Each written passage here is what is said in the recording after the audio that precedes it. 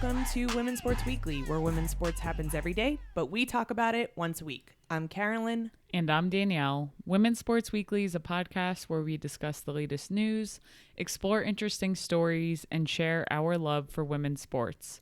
Follow us on Instagram, YouTube, and TikTok at Women's Sports Weekly Pod.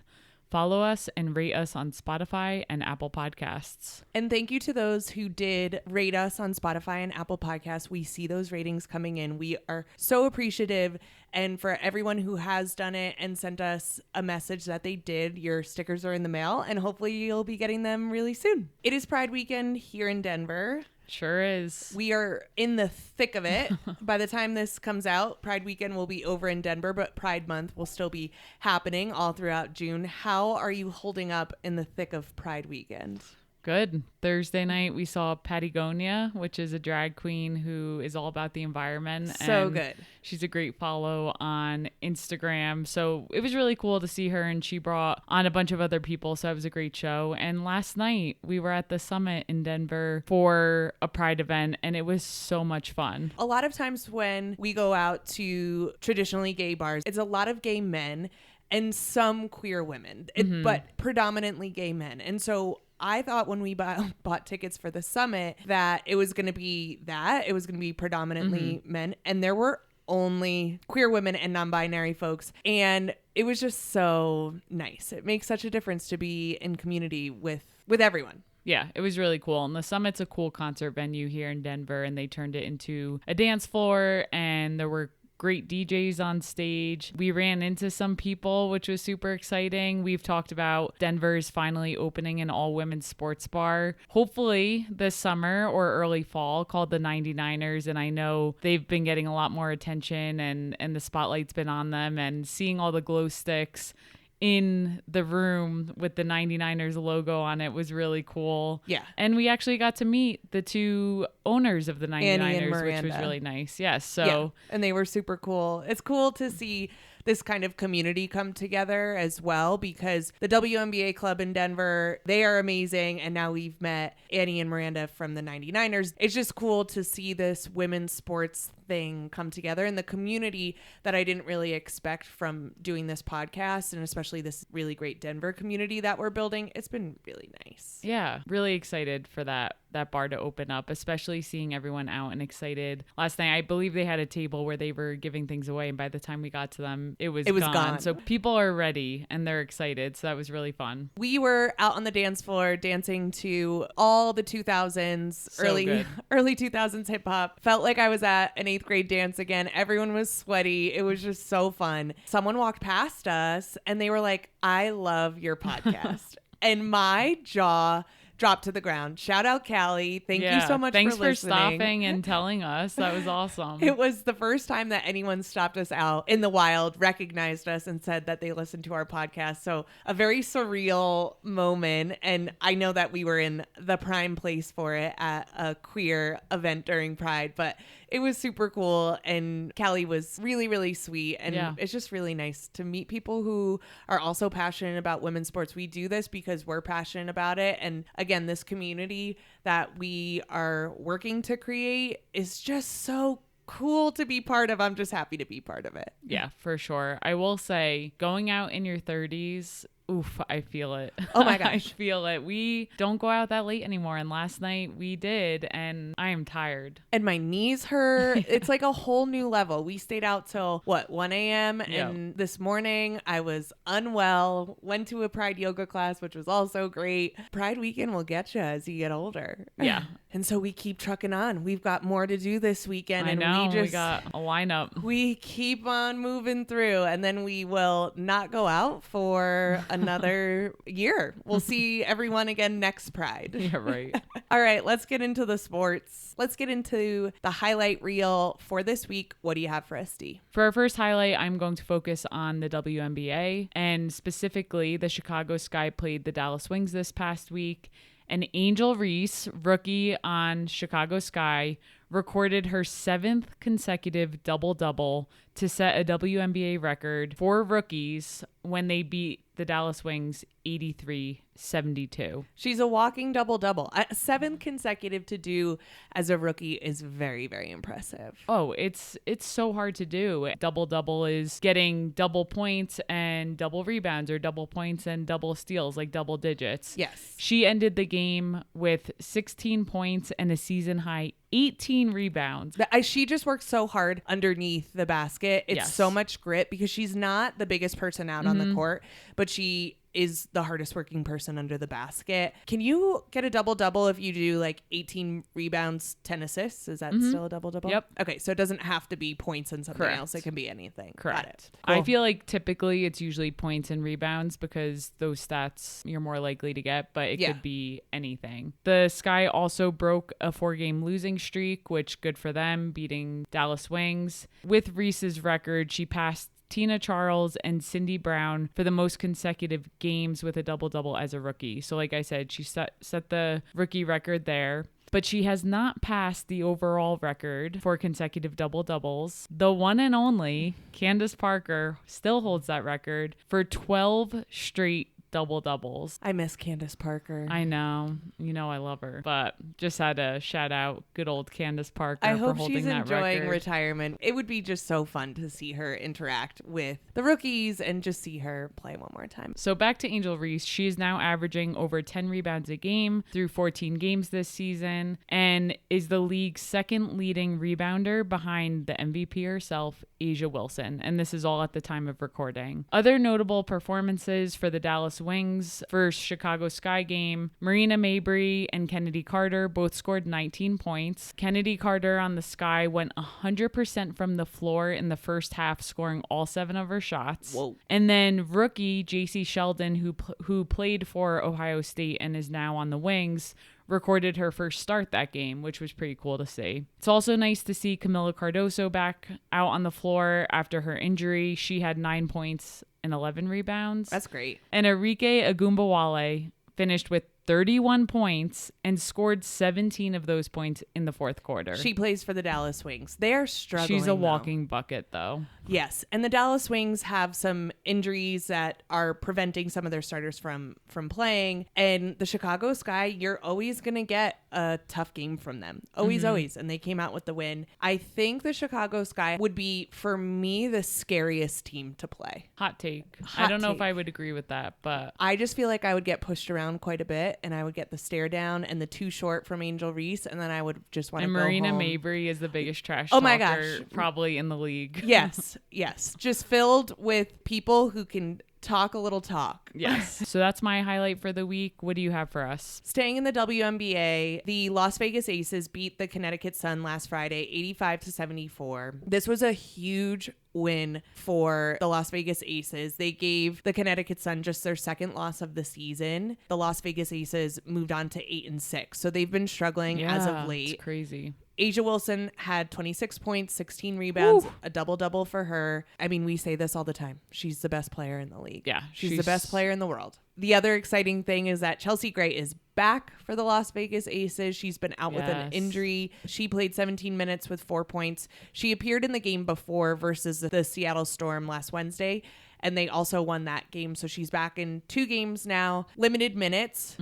Getting back in the groove, but it just seems like everyone knows their role a little bit better when Chelsea Gray is on the floor, because she's the point guard and everyone can kind of work around her and they know what they're going to get out of her. So I'm excited for her to get her minutes back up and really see. I want all the teams to have all their players and no injuries, and see how they can fire and how they can work. We're just approaching the halfway point in the season. Crazy. And so to have her back, I know it goes so fast. Yeah, and she's just a commander on the floor. She's been in the league for a while now. She's a leader, especially as the point guard. Like, you look to that person on the floor. Kelsey Plum had 18 points in the game for the Las Vegas Aces. Also on the Las Vegas Aces, Alicia Clark scored 11. All around great effort for them. For the Connecticut Sun, Dejanay Carrington had 19 points and Brianna Jones had 18. However, the piece that I do want to point out, which I think is what I would think is the scouting report on the Connecticut Sun, DeWanna Bonner and Alyssa Thomas were held to 6 points each. Unreal.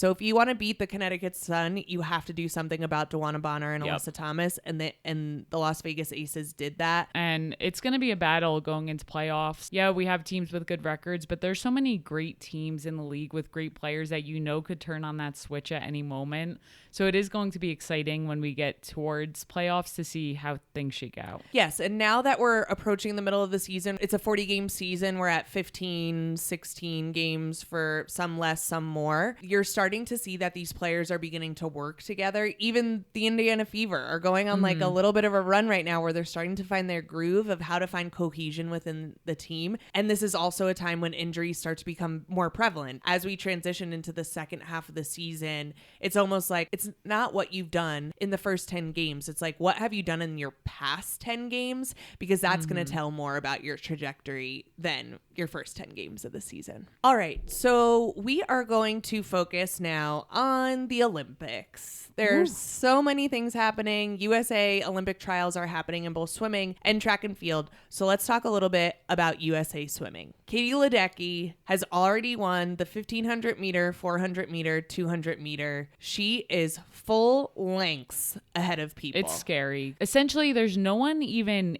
in competition with you. Like when you're that far ahead of someone, it's not like it was a photo finish. Like she is mowing over people. They show who holds the records 1 through 10, and it's her name, 1 through 10. She's just trying to be That's insane. herself. It is really, really impressive. This is her 4th Olympics, I believe. This is, again, an individual sport, and you have to stay focused and motivated and dedicated to something. I have this really false notion that if things were just like a little bit different, that I could have gone pro in something. Like, I know that sounds ridiculous, but that's what I feel like regular people think. Like, oh, if things were just a little bit different, if I had someone who was pushing me every day, I would have done it. Or if I had the right coaching, I would have done it. And I hope one day we begin to interview professional athletes, but there is something that sets people apart from us regular people, even if you are athletic. And whatever Katie Ledecky is she has that thing that sets her apart, because there is something that is in these super elite athletes that is different from every other human. I'm convinced. Yeah. And you just sparked something to me. Like, yes, they have raw God-given talent, but that is not the only thing. Yes. If you have that talent, you have to still work your ass off to make yourself better. That's just one piece of it. What goes on in their brain? Something is different in their brain that is able to get them to that next level. Can't say I know what that is. I know. I can't say I have it. Yeah. And that's the thing. And it's I think I'm a pretty motivated person and set goals and achieve goals, but like that is a whole other level. Yes. And I agree. We both are really good at setting goals. We're both career minded and we both want to improve ourselves, but there is something different about these athletes. And I want to do a research study. You know, I love to research. What is the key? What is the differentiator? I'm curious. We should both look into that more and bring it to an episode. If any of our listeners have information, there is a Malcolm Gladwell book. I believe it's called The Outliers, which talks about having to do something for 10,000 hours in order to become masterful at it. Interesting. We'll I'd have be to do curious some to read more that. research. Yeah. I've read it before, but I would like to revisit it. Back to Katie Ledecky. Let's get into the team part. So the 4x100 meter freestyle is also set. So Katie Ledecky swims freestyle. This 4x100 is also set for freestyle. Kate Douglas, Tori Husk, Gretchen Walsh, and Simone Manuel, which is very, very exciting. She won the 100 meter freestyle in Rio in 2016 and then really struggled in 2020 at the Tokyo Olympics. In 2021, she shared that she was struggling with overtraining syndrome, which affected both her physical and mental health. And she stepped away from swimming for 19 months. Wow. She is now back. That comeback to make it on to a team for a chance at gold, to be on a team and to be able to have the opportunity to win a medal, I think is really good for her. Yeah. I think you can have a lot more fun when you're on a team, especially going from individual to team. So I'm just very, very excited for Simone Manuel. She is also one of the co-founders of Together. So if you've ever seen those shirts that says everyone watches women's sports, that is a company owned by Sue Bird, Alex Morgan, Chloe Kim, and Simone Manuel. So she's doing a lot for the sport and for women's sports in general. But to see her come back and get herself set on that 4x100, I was really, really excited. That's awesome. It's sad because I think when athletes take a break and go away from something because it's just too much, they get so much negativity thrown at them. And it's like, you can't physically show up if your brain isn't in the right place. I'm sure walking away was the hardest thing she's ever done, and to be able to come back, looking back, she's probably extremely grateful. So good for her. And she said, there was a point where I never thought I would even be here. Next, I'll talk about Regan Smith. She won the 100-meter backstroke and set a world record while qualifying for her second Olympic Games. Qualified for 3 individual events, 200-meter butterfly, and 200-meter backstroke. 2 strokes that I'm like, I can't even swim forwards. Freestyle is when you're swimming that's arm over that's arm. No, you do the doggy paddle. You do the pity paddle. Freestyle should be what it wants to be, and that is doggy paddle should be included in that. Yeah, maybe you can do the doggy paddle during a freestyle event. I'm sure it's really efficient. But that's like you're throwing a baseball on each arm over and over. We're gonna give some visuals. And then backstroke, you're doing the same thing on your back throwing a and softball. Going backwards. You're throwing a softball. Okay, I like right? it. Pitching a softball. Are these gonna be dance moves later tonight that you're gonna throw on the dance floor? Yeah, I am. And then the butterfly. What does this look like? The butterfly looks painful. It does look painful. Like. It looks so painful on your shoulders, a person's shoulders, but they kind of fly out like a little butterfly out of the water and then dive back in like a little dolphin and then fly out and then dive back in. The amount of upper body strength swimmers have just blows my mind. Yeah, so that's Regan Smith. And to set a world record while you're qualifying is just amazing. Mm-hmm. Speaking of world records, Gretchen Walsh in the semifinal 100-meter butterfly, she broke the world record. My gosh. So this is only in the semifinals, and then she ended up winning the 100-meter butterfly the next day to secure her spot to Paris. So very cool. And then you have Kate Douglas, also won the 200-meter breaststroke. She also won the 100-meter freestyle. Okay, pause. Breaststroke. Yeah, now I'm confused because when you were explaining butterfly, I was picturing breaststroke, I think. Breaststroke is when you have your hands at your heart and then you bring them forward underwater and then you separate them. Yeah. And then you come up out of the water. So you're kind of doing a prayer motion and your legs are moving like a frog. I'm really Is this helping people? Yeah, they can't see you right now, so I'm sure it's really helpful. If I were to do any event, breaststroke would be my event. I really like the motion. I like the way the water feels when you're underwater and you like let it go through your fingers. Sure. It's like a sensitive thing. Okay. So that's Kate Douglas, very versatile with those strokes. And then Lily King also secured her spot to the Olympics in 200-meter breaststroke and then got proposed to right after that. Yeah. And she said yes on TV. Would you say yes to a proposal after you just qualified for the Olympics and then your partner comes up to you and is like, hey, let's get married? Would you say yes? Carolyn's getting upset by this. Of course I would say yes. What, you're just going to say no? I want to know your hang up about this. My hang up. Oh my, actually I don't want to know. Here we go. Well, I'm going to tell you anyway. Here we go. I'm so happy for Lily King and her partner. And I'm sure she's happy too, and I'm sure she doesn't care what you have to say. The Olympics is a feat. It is one of the most impressive things a human can do. It's the most incredible thing ever. I think that is very exciting for Lily King. And I think that the attention should only be on Lily King. I'm giving you a lot of crap, but I know what you're saying. And so for a partner to be like, I'm going to make this about myself. Too. I am going to disagree. Okay. I doubt her partner went into it and said, I'm going to make this. I agree. Her partner probably thought this is going to be the best proposal ever. Like she's going to be thrilled. I can't imagine they were trying to make it like take attention off her. Could have it inadvertently done that? Sure. So I understand. I'm giving you crap for it, but I know what you're saying. Yes. And also to me, a public proposal sounds like the most mortifying thing in the entire world. I was so nervous to propose to you and I knew that you were going to say yes. I was pretty sure. You know? I was like 99.9% sure. It was still so mortifying and so scary. Yeah. That's the most vulnerable thing you can do. Maybe they planned it. I hope so. I hope she had a little bit of an inkling that it was coming and gave him the go ahead because I'd be like, that ring is great, but I'm just trying to get myself a gold medal over here. So if we could just hold on that.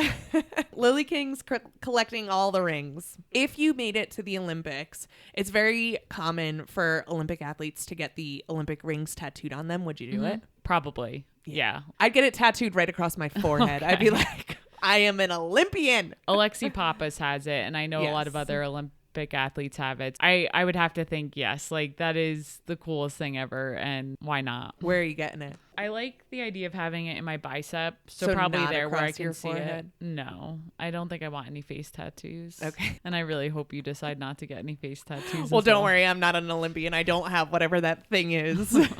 Back to swimming. Last Saturday, there was a crowd of over 20,000 people in attendance at Lucas Oil Stadium in Indianapolis to watch the trials, the largest ever to watch a swim meet, according to USA Swimming. What do you think is happening that there is just this intense interest in sports, in women's sports especially, but it seems like in all sports? I think it's a mix of things. I think things are more accessible now. Social media really helps bring things to light. And I think, sometimes we get upset with the WNBA. It's like, oh, now people are deciding to watch. But to be fair, it wasn't as readily accessible in the past. Yeah. We really had to dig for it, and not everyone's willing to do that. And I think sometimes that goes with like all sports. I think the Olympics this year is a big deal. And with 2020 and everything that happened there with COVID that was supposed to be in Tokyo, I think people are just really excited that it's back, just excited to see events. I don't know. That's just my take. What do you think? Those are great points. I think what you said about social media is so true. I think also social media combined with NIL deals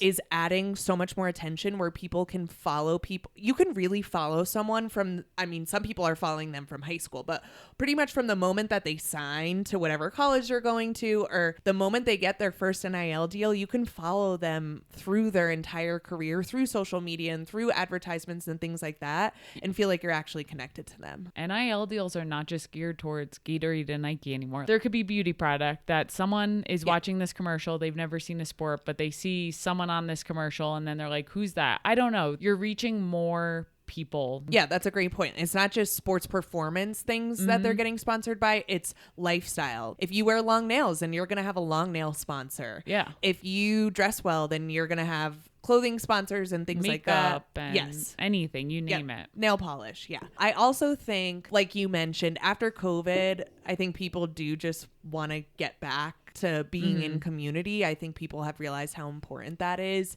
The thing that I like most about the Olympics is it makes me feel extremely patriotic and proud. It's almost like this is one thing that no matter where you fall politically, we can all get behind the Olympics, right? Yeah. We can all get behind supporting athletes at the Olympics. And so in that way, I feel more connected to fellow Americans that maybe on a regular day I wouldn't feel as connected to. Yeah, I think it's a combination of everything we said and probably more. Whatever it is, though, I'm grateful. I just love to see people go out, post that they're at the Olympics. We know people going to Paris. It is just so cool. So very exciting to see, and I love the direction we continue to head. Let's talk about what we're looking forward to. More Olympics. More Olympics. Danielle, tell us what you're looking forward to this week. The Gymnastics Women's Olympics trials take place this weekend in Minneapolis. On Friday, it's the first day for the women's. It can be streamed on NBC and Peacock from 8 to 10 p.m. Eastern. And then Sunday, June 30th, you got day 2 for the women's gymnastics. Again, NBC, Peacock, 8:30 to 11 p.m. For this Olympic trials, there are 36 athletes ready to compete. How many spots are available? Only 5. 36 people competing, 5 spots for the women. Yeah. I mean, if you think about it, like back to the marathon Olympic trials, there were so many people racing and you only had a few spots. It really narrows it down. Some names to highlight. This will be headlined by 7-time Olympic medalist Simone Biles. Of course. Yes. Really excited to see her compete out there. And she's also attempting to go to her 3rd straight trip to the Olympics. This is going to be difficult. I think Simone Biles is going to make it. Knock on wood, knock on wood. Here we go again. It's just the pressure to compete at these trials just must be very intense. A few other notable names. You have Jade Carey, Jordan Childs and Suni Lee. I'm excited to see Suni Lee. She has had some health issues. She's coming back from those health issues. She is working on a new movement on the uneven bars. It's really fun to watch her train on Instagram. I'm hopeful for her. Yeah, same. And these three all medaled at the 2020 Tokyo Olympics that was delayed. They're just trying to maintain their roster spots as well. So who knows? Someone else can come up and take a spot, but those are some names. And then you have 6-time world medalist Shilese Jones, and she is also one of the top contenders looking to break into this Olympic roster. Take a look. If you're in Minneapolis, check out to see if there's any tickets and you can attend live. Outside of that, what are you looking forward to this week? USA track and field Olympic trials are continuing. This is famously the most difficult team to make in the world, although the gymnastics sounds very difficult too. That's interesting. In order to make the Olympic team for USA track and field, you have to finish in the top 3 in a qualifying event. And then you also have to meet Olympic qualifying standard time. Yes, that's right. Even if you finish in the top 3 and it's not an Olympic qualifying standard time, you do not make the team. That's you right. have to meet both. There's also this other world ranking system that you could do to kind of bypass it. I can't talk enough about it because I don't know enough about it, but the most standard way to do it is to be in the top 3 and have that Olympic qualifying standard time. Thursday, June 27th this week, the finals for the 3,000 meter steeplechase begin. That coverage starts at 7:30 p.m. on NBC and Peacock. The steeplechase is where they run around the track. I'm mimicking again. They jump over that hurdle into water. Yeah, that and always then stresses me out. That stresses me out so much. I don't know how they don't always break their feet and ankles. I hate the feeling Of wet shoes? of wet shoes. Yeah. I hate it. It's terrible. I also don't like being in a wet bathing suit. And so I could just imagine that their legs are probably getting wet. Yeah. Oh, no. That Yeah. would not It is a very interesting event. Not be my event. Honestly, Just for those reasons. Yeah. Anything with running would not be my event. Saturday, June 29th, coverage begins at 7:30 p.m. Eastern time. You have the 200 meter final that starts at 8:30 p.m. Eastern, and then the shot put scheduled for 8:50 p.m. For the shot put, keep an eye on Jada Ross. This is the first collegiate woman to throw over 20 meters in shot put. She was also recently named the National Women's Field Athlete of the Year. Very cool to see that transition from hopefully college to the Olympics. And then the 10,000 meter is also on Saturday that night. On Sunday, June 30th, coverage begins at 6:15 p.m. Eastern time. This is where you have a lot of the field events, pole vault, javelin, as well as 100 meter hurdles, 1500 meter, and then the 400 meter hurdles. The finals go on through Sunday. After Sunday, we will have our full Olympic track and field roster. There are hundreds of people competing for a roster spot, and there are only about 100 roster spots Across all events. Across all events and across men and women. Oh, wow. Yes, this is very, very competitive, very difficult to be part of. And also the U.S. really do well in track and field. So this is an opportunity to bring home a lot of gold medals. If you were to do any track and field event, what would be your event? Does the marathon count towards that? Yeah, the marathon does count. I would want to do the marathon. Wow. You know I like the marathon. Yeah, you're Again, sicko. if I was born a better athlete, if you had that thing. if I had that thing, who knows? How about you? I have an idea of what you'd be good at. What?